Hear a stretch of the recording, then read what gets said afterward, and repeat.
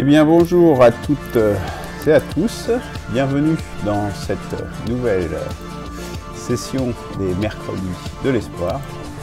Donc troisième épisode autour du Tao spirituel, le Qi, l'énergie vitale et une identification des limites du taoïsme. Eh bien bonjour à toutes tel qu'on on connaît actuellement. Session des mercredis de l'espoir. Donc troisième épisode autour du avant de rentrer, je dirais, dans le vif du sujet, je souhaiterais, comme je le fais souvent, comme je le fais souvent, parler des manifestes émergents, du manifeste fondateur, qui donne une dimension à la fois idéologique, politique, mais aussi spirituelle, c'est l'objet du Tao spirituel, et également sentimentale, puisque à la base de toute refondation civilisationnelle, eh bien, toutes ces dimensions doivent être adressées sous peine d'échouer. Et donc, sur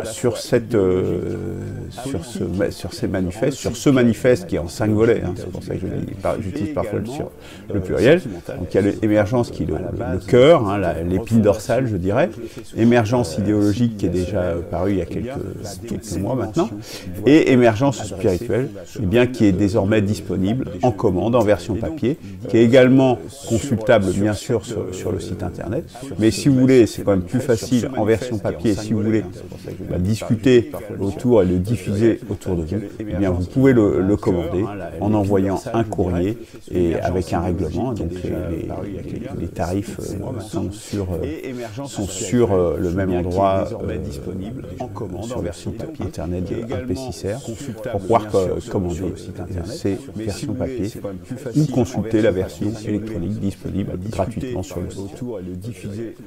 Voilà, donc ça c'est une première action et quelque chose, je pense, d'important pour populariser l'initiative, une perspective, la sixième action.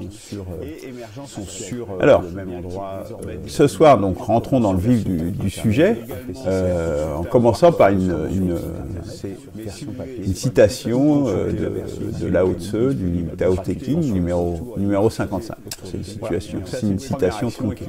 Nous y reviendrons, mémorisez bien cet aphorisme, puisqu'il est en rapport avec le sujet de ce soir, et nous y reviendrons tout à l'heure. Alors, qui est en harmonie avec le Tao est comme un nouveau-né. Ses os sont souples, ses muscles sont faibles, mais sa poigne est puissante. Il ne sait rien de l'union de l'homme et de la femme. Mais son pénis peut être en érection, si intense est son énergie vitale. Et bien voilà, ce soir, le thème de ce soir, c'est justement cette énergie vitale et voir ce que c'est, et c'est un des rares endroits justement où Lao Tse de Tao Te Ching parle justement de cette énergie vitale, et nous allons voir justement ce que nous pouvons en penser. Alors, à l'agenda de ce soir, le Qi, l'énergie vitale, donc déjà rappel sur le Qi, sur ce principe vital, ce que c'est, on en a déjà parlé dans les émissions précédentes. Et puis, nous allons pointer les différents paradoxes, justement, des taoïsmes. Le taoïsme, ce n'est pas simplement, c'est à la fois un principe philosophique, ce que j'ai expliqué précédemment, mais c'est également des spiritualités qui ont connu différentes, d'assez nombreuses variantes. Donc la dualité, et on a déjà expliqué en quoi c'était pertinent de partir de cette cette base, en définitive, qui nous offre une base en fait tout à fait intéressante pour nous projeter dans l'avenir. Donc, mais il y a des mises à jour, et nous allons pointer justement ce soir les mises à jour qui sont peut-être nécessaires, justement une partie au moins des mises à jour qui sont nécessaires pour se projeter dans l'avenir et aller vers le Tao spirituel. Trois paradoxes qui vont être pointés, au moins. Donc, la question de la dualité, l'attraction du vide et le qui entre eux. N'ayez pas peur, c'est pas si compliqué que ça, même si ça a l'air, ça peut effrayer comme ça. Tout cela est relativement simple et absolument accessible à tout le monde. Après, nous allons voir justement une illustration de ces paradoxes dans les textes, justement, à mesure on peut justement l'illustrer. Et puis nous allons réintégrer justement le qui à sa juste place, parce que dans le taoïsme, justement, ce principe vital, eh bien, on va voir qu'il n'est pas placé peut-être à l'endroit où il faudra. Alors, pas complètement. Alors, quelques rappels. Bon, la première chose, c'est le premier épisode de cette série autour du Tao spirituel. C'est, bon, alors pareil, il ne faut pas avoir peur des mots, entropie, négantropie, qui pose justement les principes et qui explique ce qu'est le ki. Le ki, c'est la négantropie, et c'est le fait que la matière a tendance à se structurer, que ce soit pour créer des étoiles, pour créer des êtres vivants, des planètes, etc. C'est un principe de structuration de la matière qui s'oppose localement et temporairement au principe général de l'univers, qui est l'augmentation permanente de l'entropie, c'est-à-dire l'augmentation permanente du désordre. Pour faire curer. Bon, pour une explication vraiment complète, je vous renvoie à l'épisode 1 qui explique et qui repose ça, très bien. Alors, donc quelques rappels sur le ki. Alors, le ki, c'est la version chinoise, dans la philosophie chinoise, en fait, de choses que nous connaissons également en Occident. C'est des choses qui ont été découvertes et redécouvertes à multiples reprises, et notamment par, mais je ne citerai pas tous les auteurs, mais notamment par Spinoza. Alors lui, il n'appelle pas ça de la même façon, il appelle ça le conatus, mais fondamentalement, c'est la même chose. Alors, il y a quelques petites nuances, nous allons voir, mais c'est fondamentalement la même chose. Donc c'est pas du tout quelque chose d'ésotérique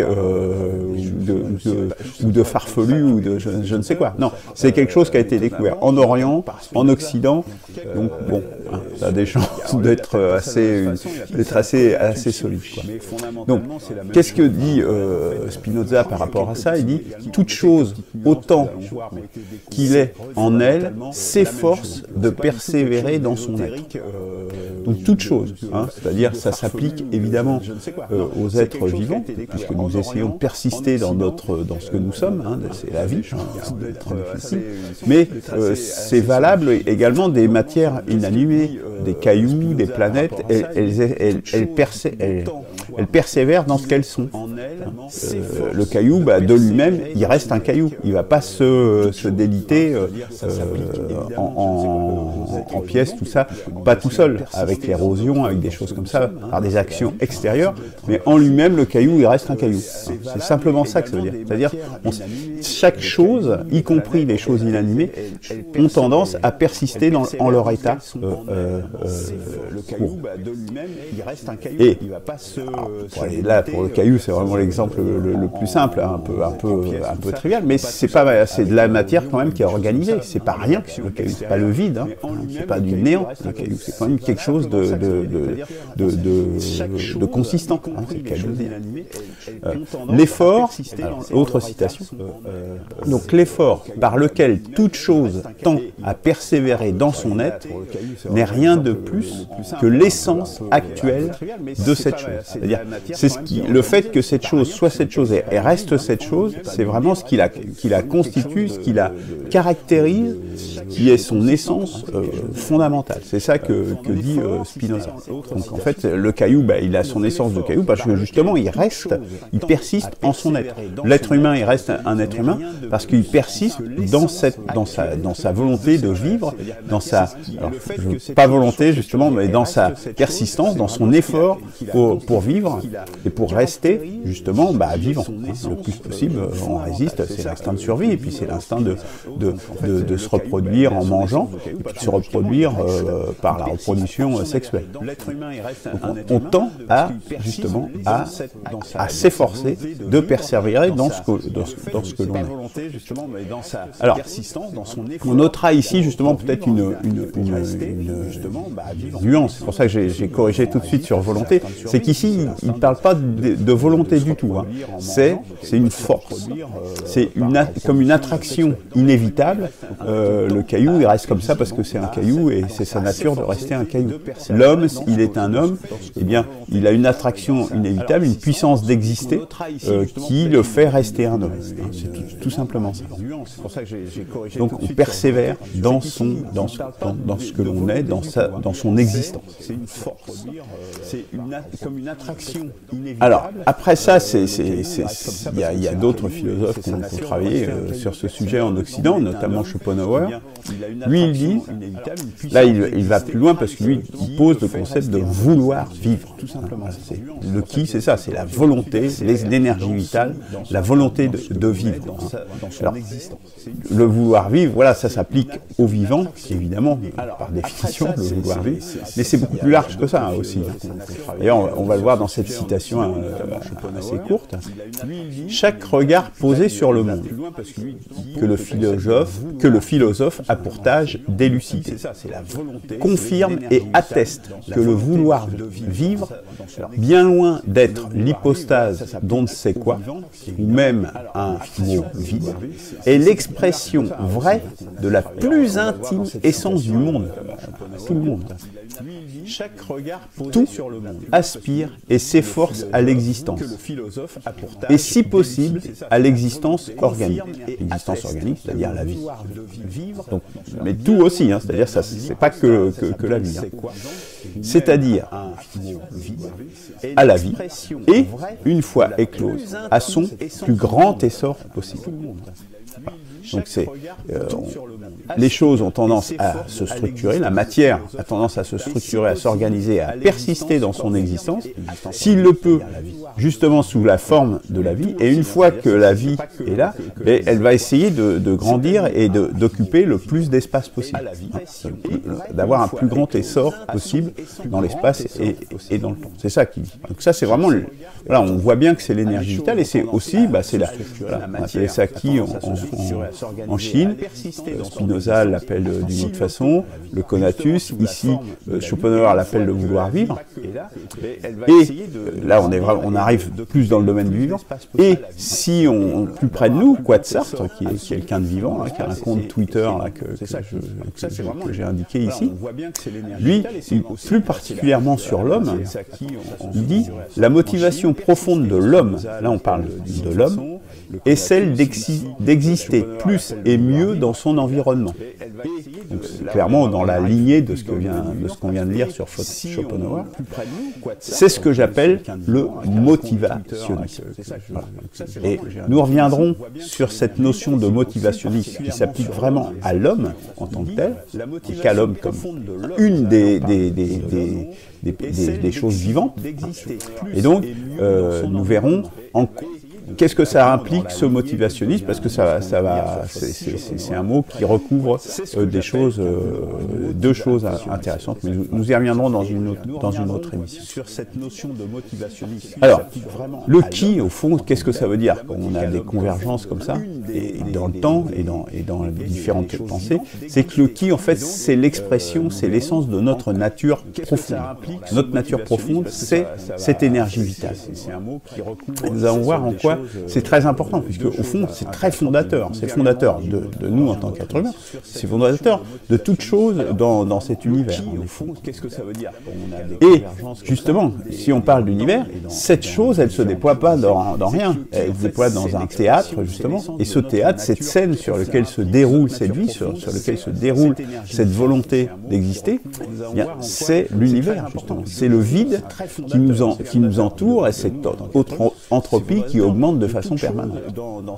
Donc ça, donc il y a bien ces deux choses. Il y a ce vouloir vivre, ce qui s'exprime par l'existence des planètes, des étoiles, du soleil et de nous, et des êtres vivants. Mais ça se déroule pas dans rien du tout, ça se déroule dans un univers. Et là, quelque part, on retrouve donc le Qi, mais aussi le Tao, qui est justement cette occurrence, ce qui est à l'origine, quelque part, enfin, pas quelque part, c'est ce qui est à l'origine de l'univers. Alors, donc, voilà. Et donc, là, dans ce qui est proposé, donc, à la base, en amont, à la source, il y a le Tao, et au travers, justement, du Big Bang, eh bien, on a ce théâtre, quelque part, qui se crée, ce vide, ce néant, dans lequel constitue 90% de notre univers, et plein de vide, hein, en définitive, et quand je dis 90%, encore en dessous de la réalité. Hein.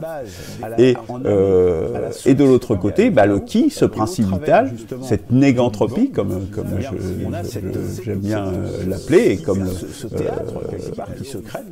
l'appelait Schrödinger, hein, le physicien. Donc voilà le Qi, quelle est en fait la position qu'elle occupe dans ce que nous connaissons maintenant de notre univers. Alors, ceci étant dit, ça va nous permettre justement de voir les paradoxes des taoïsmes et de la philosophie du Tao telle que exprimée par Lao Tse. Donc dans le taoïsme, déjà, il n'y a qu'une seule dualité. La dualité qui est exposée, c'est celle du Qi, qui se sépare en yin et yang. Yin et yang, vous connaissez ce symbole, hein, évidemment, ce sont des complémentaires opposés, qui sont indissociables l'un de l'autre et qui marchent ensemble et qui sont deux aspects, des aspects, on pourrait dire avant et arrière, des choses comme ça. Donc là, j'ai mis quelques exemples justement de ce qui est yin et ce qui est yang, et qui est justement découle de cette énergie vitale de ce qui. Donc, il y a le noir et le blanc, le sombre et le clair, la nuit et le jour, la lune et le soleil. Vous voyez, ce qui est actif, c'est le yang, et le yin, c'est ce qui est plutôt inactif. Hein. Mais les deux sont complémentaires et indissociables. La nuit est indissociable du soleil, de l'obscurité, par exemple. L'hiver est une autre saison par rapport à l'été. Le nord par rapport au sud, le chaud par rapport au froid, la gauche par rapport à la droite, la terre par rapport au ciel, la femme et l'homme, le vide et le plein, l'introversion, l'introversion et être extraverti, le passif et l'actif, le père et l'impair, etc. Les deux sont forcément indissociables et naissent du jeu, en fait, de l'énergie vitale, de la structuration de la matière. C'est juste une conséquence de l'introversion et être extraverti. Donc ça, c'est la dualité. Or, qui est exprimé dans le Tao, il n'y a que cette dualité. Après, il y a des divisions secondaires, mais j'en parle pas. Je reste sur le haut niveau. Hein. Les autres niveaux, j'en parlerai pas ici. Or, nous avons bien vu que le Qi est issu du Tao. Sans le Tao qui est à l'origine, qui est la source de tout, le Qi, il n'existerait pas. Donc, il est bien en amont, le Tao du Qi. Mais du coup, le vide, il est où? Dans quel principe se trouve-t-il?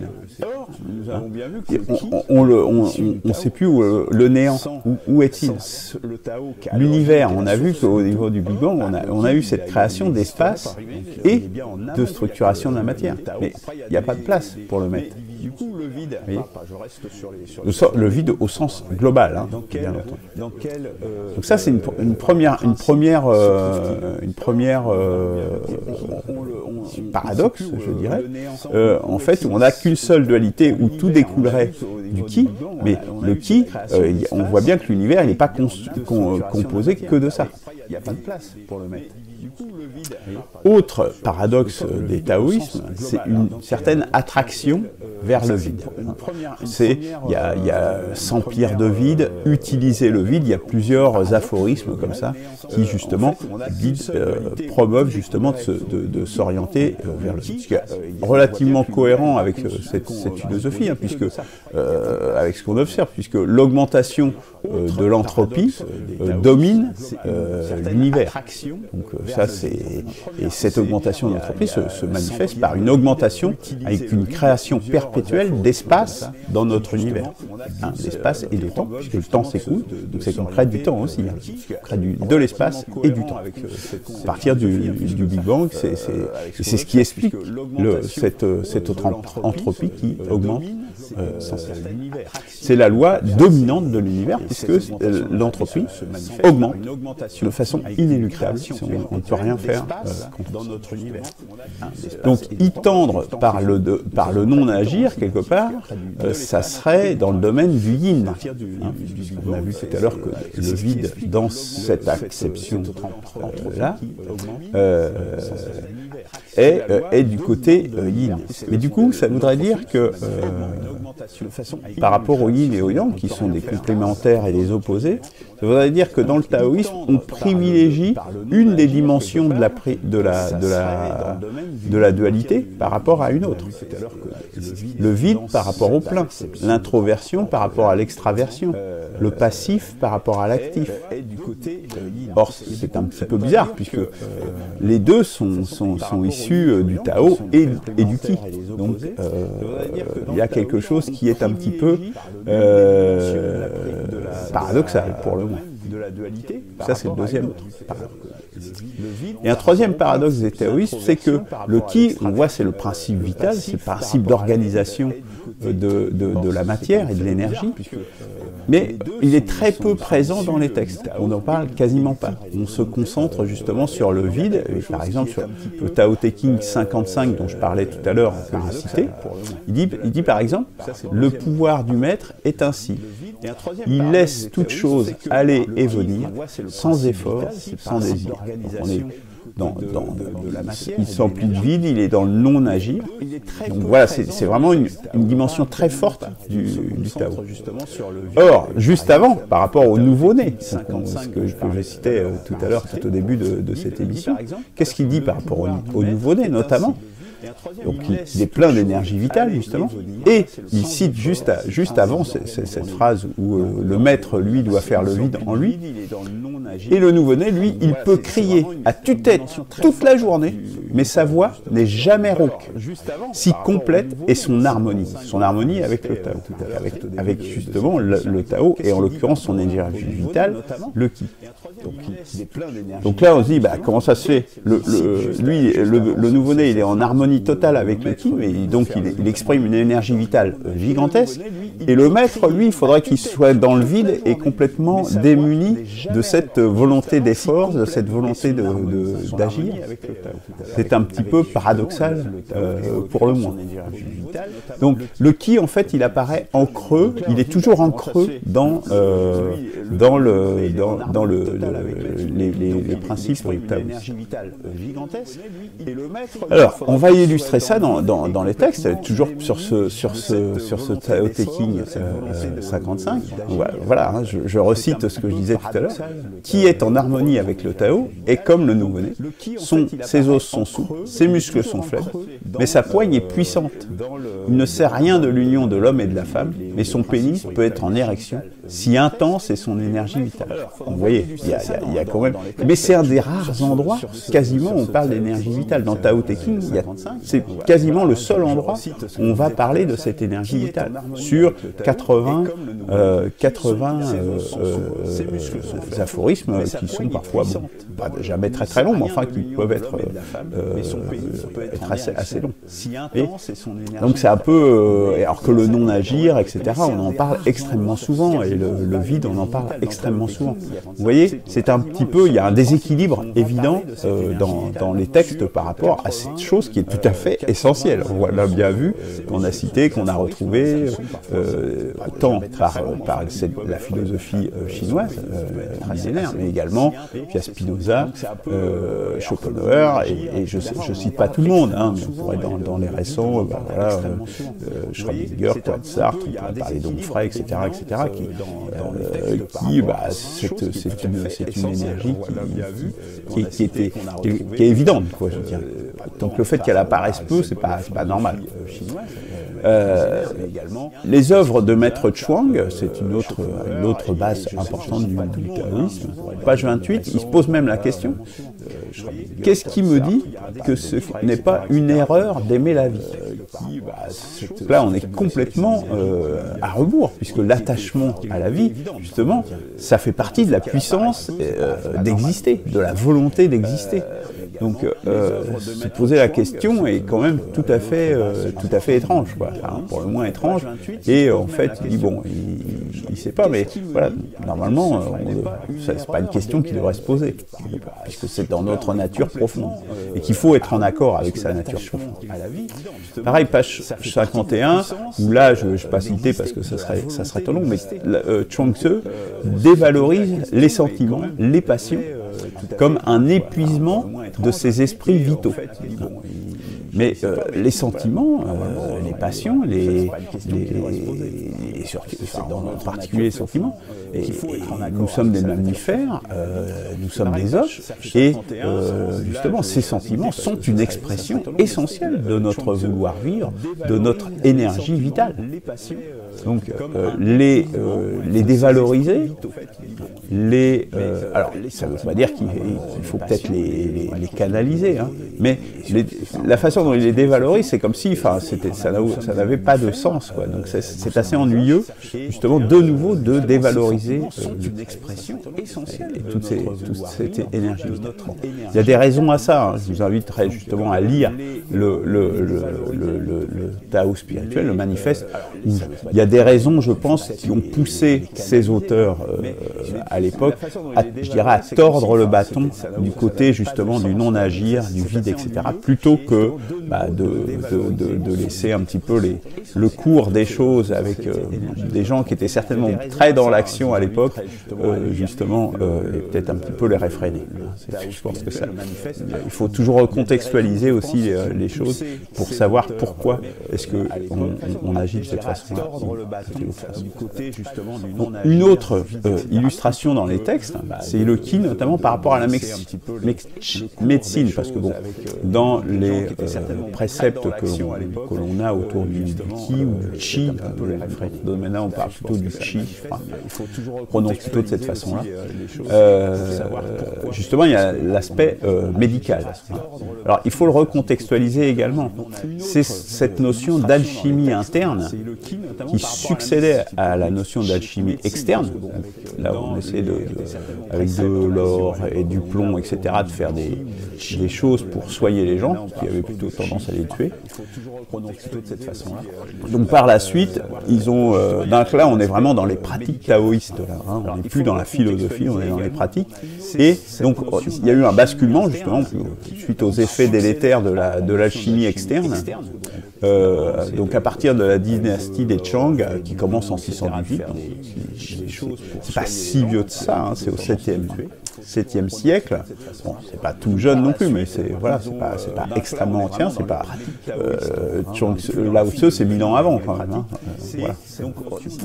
Donc c'est beaucoup plus récent que les principes philosophiques. Hein. Ça vient 1000 ans après les principes philosophiques, cette alchimie interne avec ses pratiques médicales autour du taoïsme et justement et du qi, justement, et donc avec toutes les dérivations que l'on connaît, du style acupuncture, méridien, etc. Voilà.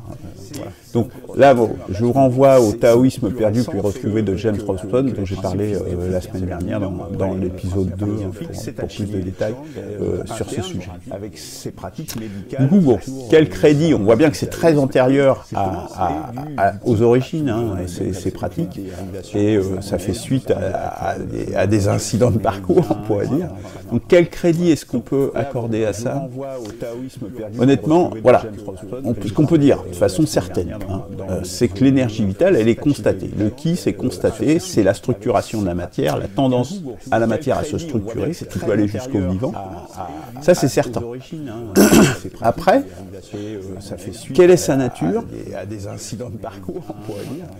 Ça, c'est déjà beaucoup. C'est pas du tout évident. Il n'y a aucune réponse à ça quelque part, puisque on voit bien que c'est quand même extrêmement différent entre des planètes qui se constituent, des étoiles, des bactéries, des virus, des êtres vivants plus structurés, des mammifères, des êtres humains. On voit bien qu'il y a une volonté d'exister qu'on appelle comme ça et que l'on peut globaliser, puisque c'est toujours de la structuration de la matière. Tout ça, ce n'est que de la structuration, toujours plus poussée de la matière. Donc c'est bien de même nature. Mais quelle est la nature de ce moteur, hein, derrière ça? Qu'est-ce qui pousse à cette structuration? Je dirais ça, on ne sait pas. Hein. Là, on rentre vraiment dans le domaine justement de ce que c'est que fondamentalement le Tao, quoi, qui a engendré justement ce qi, donc qui est inconnaissable à jamais. Bon, peut-être on fera des progrès hein, dans cette direction, mais pour l'instant on ne sait pas. Donc la transposition en médecine, là, franchement, je ne sais pas. Je ne saurais pas le dire.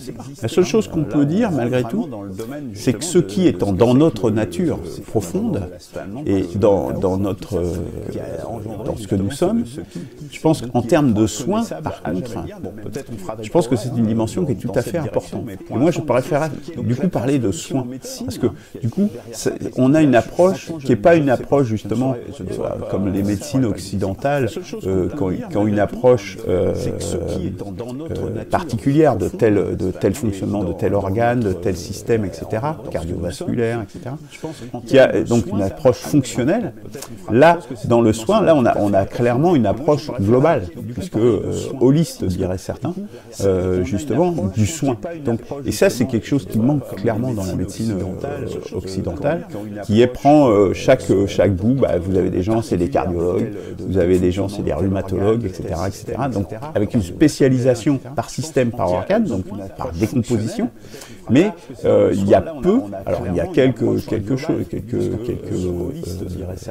tentatives, je dirais, là, dans le domaine du soin et dans le domaine du soin global, parce qu'on soigne des êtres humains, quand même, au final, hein, pas que des systèmes cardiaques, des systèmes digestifs, etc. Je pense que c'est une dimension, malgré tout, qui est intéressante et que nous apporte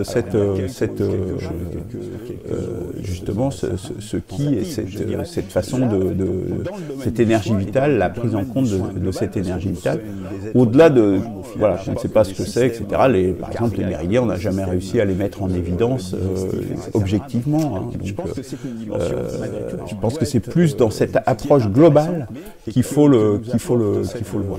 Moi, comme ça, je le vois en tout cas. Alors, c'est là où il faut en venir, je dirais, c'est donc réintégrer dans le Tao, et dans le taoïsme, le qi a sa juste place. On voit qu'il n'a pas la place qui lui revient.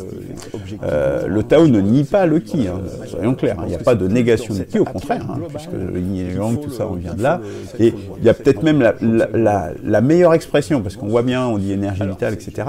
Dans l'œuvre de Maître Chang, page 98, il y a notamment le terme puissance créatrice, et quelque part, je pense que c'est quasiment le meilleur mot la meilleure expression justement pour parler de ce que c'est. C'est vraiment une puissance créatrice, une puissance de structuration de la matière et de l'énergie. Et une autre source, je dirais, pour réintégrer le cri à sa juste place, c'est les commentaires faits sur jepense.org, justement à propos de ce Tao Te Ching 55. Et où ils disent, celui qui fait le commentaire autour de cet aphorisme, il dit « Le non-agir n'est pas une absence d'action, ni une mise en retrait de la société, c'est au contraire une action naturelle et authentique. Il se laisse porter par les forces cosmiques dont il n'est qu'une émanation. » Voilà, on voit bien qu'on n'est pas du tout là, on n'est pas dans le non-agir, etc. C'est simplement qu'on se laisse porter par son impulsion naturelle. Hein. C'est-à-dire qu'on suit ce que l'on est en tant que tel. Et là, je pourrais presque faire et ça, c'est intéressant. Hein. Voilà, c'est quelque chose où on dit, non, on n'est pas dans le vide, on n'est pas toujours dans le vide. Hein. Voilà, on est justement dans l'équilibre des opposés. Et donc, mais il ne faut pas dire qu'on est dans l'absence d'action, dans la mise en retrait, sinon on devient des ermites. Et c'est pas du tout ça. C'est simplement, il faut se mettre en accord avec notre impulsion et notre nature profonde.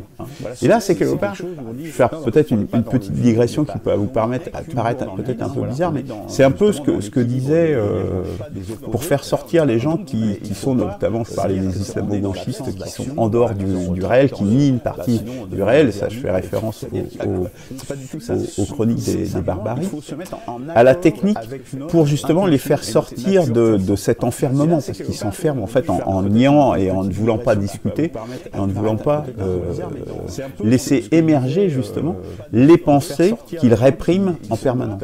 Et bien justement, l'idée c'est justement d'accepter leur impulsion naturelle, de ce qui vient du fond de leur être, du fond de leur cœur, et que c'est certainement cette façon-là qui va permettre de les désaliéner d'une idéologie qui les empêche en fait d'être eux-mêmes. Et donc on retrouve ça là, et je trouve que c'est assez intéressant, justement de ne pas nier nos impulsions naturelles, nos intuitions. Ça fait partie de nos intuitions. Ça ne veut pas dire qu'il faut se laisser guider par nos intuitions et ne pas avoir jamais aucune réflexion. Mais voilà, la première des choses, la première impulsion, elle est quand même souvent la bonne, mais pas toujours. Et souvent, elle donne en tout cas une indication. On retrouve ça là, et je trouve que c'est assez intéressant. Donc réintégrer le qui à sa juste place. Donc là, on voit bien le grand tableau, hein, donc le Tao qui est la source de toute chose, donc l'origine qui est à l'origine de l'univers du Big Bang, avec une séparation immédiate entre justement une création d'espace, une création de vide, et de l'autre côté, une création de matière et d'énergie qui remplit ce vide, et dans lequel le principe vital, le principe de structuration de la matière, de création, de puissance créatrice, va engendrer toute une séquence de création et d'organisation de la matière, tant en étoiles, en planètes, en vie, etc., etc. Et donc, on a, donc ça, c'est cette première chose, donc, où on a le qui à ce niveau-là, avec cette première séparation de deux choses, dans lequel la tension, et là on réintègre du coup quelque chose qui est complètement absent de cette philosophie, c'est les notions de bien et de mal, puisque le bien et le mal, on y reviendra dans des émissions ultérieures bien sûr, et du coup on arrive à le positionner, sinon on n'arrive pas à le positionner dans la philosophie chinoise, pourtant on en parle du bien et du mal, ce qui est assez amusant parce qu'il n'y a pas sa place dans le taoïsme pour ça, mais il n'y a aucun endroit où le mettre, mais on y fait référence, hein, dans le Tao Te Ching, il y a plein de fois où on parle de l'homme bon, de l'homme mauvais, etc. Donc les concepts existent, mais on ne sait pas où les mettre dans le bestiaire, parce que c'est pas le bien et le mal, ça ne rentre pas dans le yin et le yang. Attention, c'est très important, c'est pas du tout la même chose. Yin et yang, c'est juste des étiquettes sur des manifestations plus positives, négatives, vous voyez. Le yang, ça serait le côté positif, et le yin, c'est le côté négatif. Voilà. On a un côté fort, faible, etc. Où tout ce qui est fort, c'est plutôt dans le côté yang, et ce qui est faible, c'est plutôt dans le côté yin. C'est pas le bien et le mal. Du tout. Hein. Bien avoir ça en tête. Et donc, dans ce bestiaire, il n'y a pas de place pour le bien et le mal. Alors, c'est des choses qui existent. Alors là, en plus, l'avantage de cette dichotomie, c'est que du coup, le bien et le mal devient objectif, devient pas moraliste, comme on l'entend bien souvent, hein, par le manichéisme et ce genre de choses. Mais nous y reviendrons.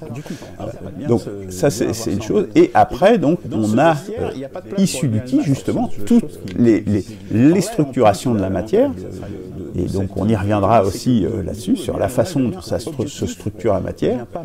Et justement, on retrouve cette opposition linéaire. C'est vraiment très intéressant, même par des aspects, justement, moi qui ai fait de l'informatique, et des aspects où on colle vraiment avec ce qu'on découvre en informatique. Et c'est pour ça que c'est très intéressant de redécouvrir ces choses-là, parce que, comme j'en parlais l'autre jour sur De Rerum Natura, de Lucrèce, hein, c'est toute la philosophie d'Épicure, où avec les atomistes, on découvre et on prouve, même récemment, des choses qu'avaient exprimées ces antiques rien que par le raisonnement.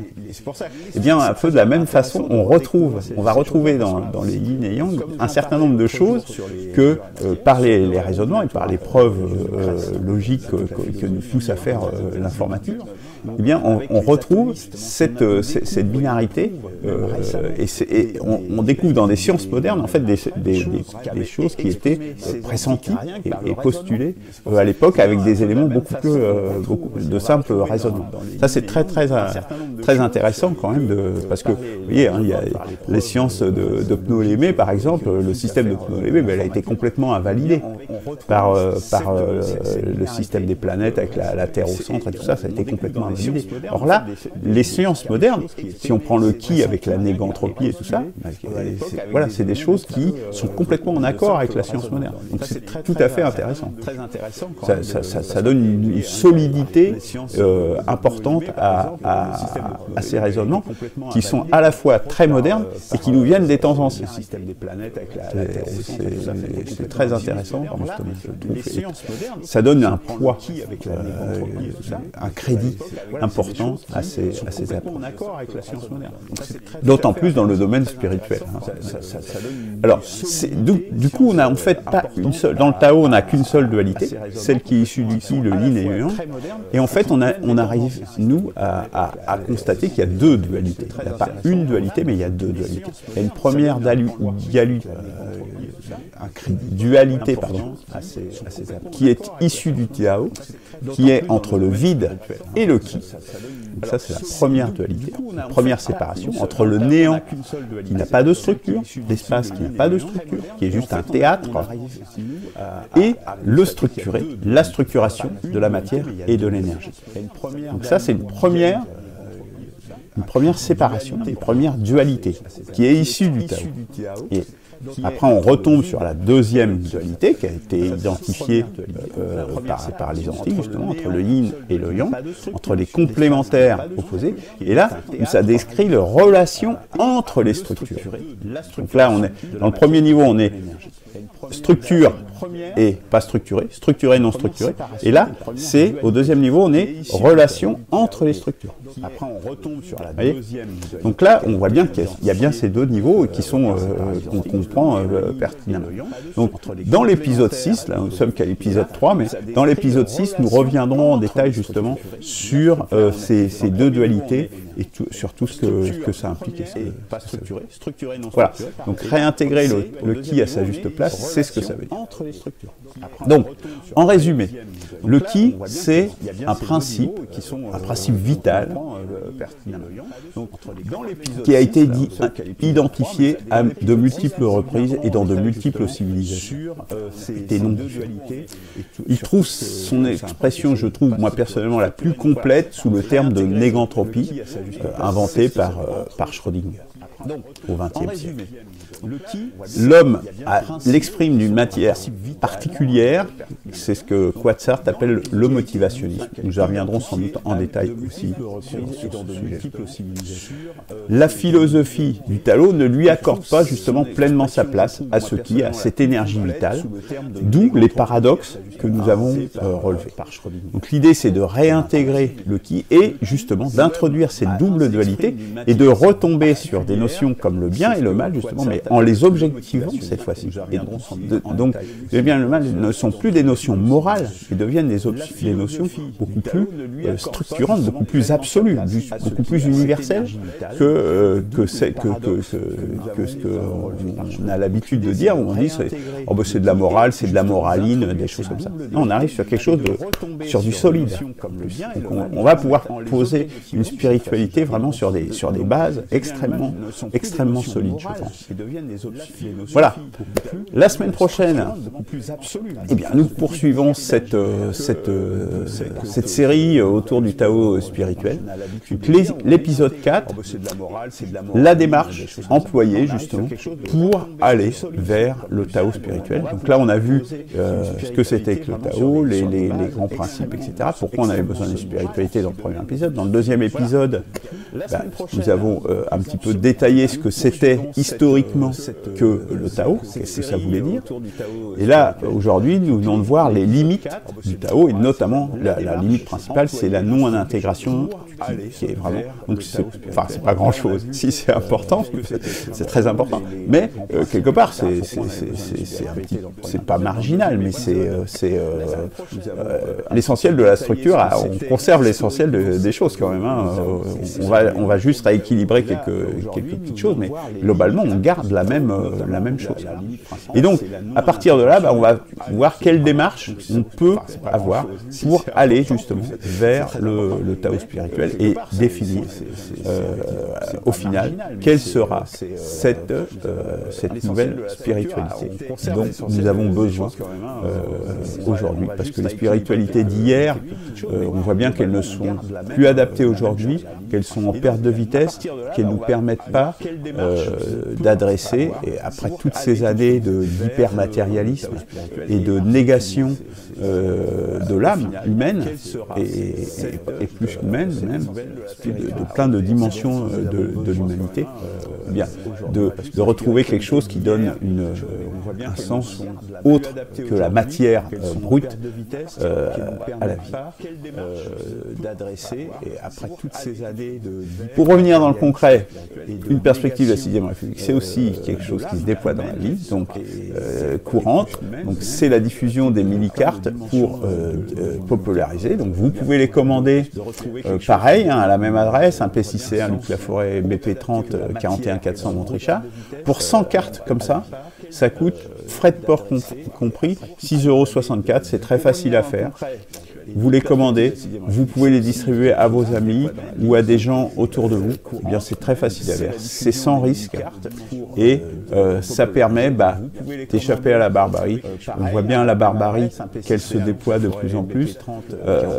Je parlais l'autre jour d'une solution, vous irez voir sur le site ou sur la page, etc., de cette notion de Covid-19. Le Covid-19 où je proposais un plan pour en sortir en 1 mois et demi. Il y a eu quelques commentaires avec des gens, c'est un flou, etc. On en reparle on en reparle quand vous voulez. Vous voyez, là on parle des variants brésiliens, on était 1 mois de confinement et on va être complètement bloqué. Là ils ne veulent pas fermer les frontières dans leur idéologie, ils le font contraint et forcé, sauf qu'il y a déjà 0,5% de gens qui sont atteints du nouveau variant. 0,5%, ça fait 5 pour 1000, c'est pas négligeable. Hein. C'est faible encore, mais c'est pas négligeable. Donc voilà, quoi. Donc on ne va pas en sortir. On va pas en sortir de ce truc. Si on ne prend pas des mesures, parce que les mesures du plan que j'ai proposé, c'est des mesures uniquement politiques pour l'essentiel. Donc qui garantissent une visibilité. On rouvre votre trou en 1 mois et demi. Regardez en Angleterre ce qui se passe.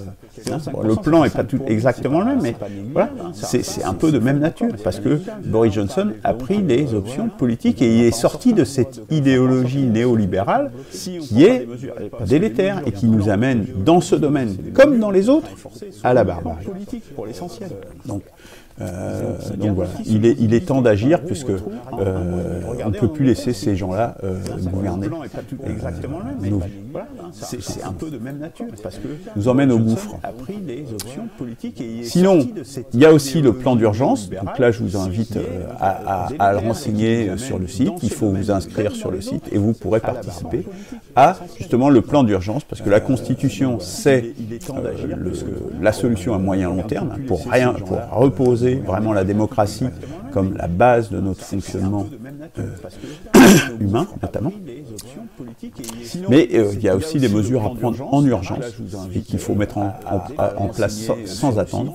Et donc c'est l'objet de cette participation, de cette consultation, pour que vous puissiez participer au choix justement des mesures qu'il faut mettre en œuvre pour vraiment la démocratie. Reprenons espoir. Nous pouvons avoir un espoir. Nous avons la chance de pouvoir en sortir. Nous avons, et ça c'est le manifeste idéologique qui dit, on a un modèle de société qui peut fonctionner, qui a déjà fonctionné et qui peut nous permettre justement de s'en sortir. Parce qu'on pourrait très bien ne pas avoir d'issue de sortie. Personne, et jusqu'ici, il n'y a pas, enfin moi je ne connais pas grand monde qui donne une perspective telle que nous la donnons, avec un modèle de société qui puisse fonctionner. Eh bien, oui, nous avons la chance, nous pouvons faire ça. Eh bien, reprenons espoir, nous pouvons le faire, mais ça ne se fera pas tout seul. La politique ne se fait pas toute seule. Il faut vous investir, il faut vous engager, commander les mini-cartes, parlez-en autour de vous, parlez de cette initiative et comme ça nous réussirons simplement facile. J'ai presque envie de dire facile. Reprenons espoir, nous pouvons le faire, mais ça ne se fera si nous rassemblons les Français, nous y arrivons. Vendredi, Chronique des Barbaries, un regard sur la semaine. Voilà, l'émission est terminée. Je vous souhaite une bonne soirée et je vous dis à vendredi et à mercredi prochain. Allez, bonne soirée. Reprenons espoir, nous pouvons le faire, mais ça ne se fera si nous rassemblons les Français, qui ne se fait pas tout seul. Vendredi, Chronique des Barbaries, un regard sur la semaine. Voilà, l'émission est terminée.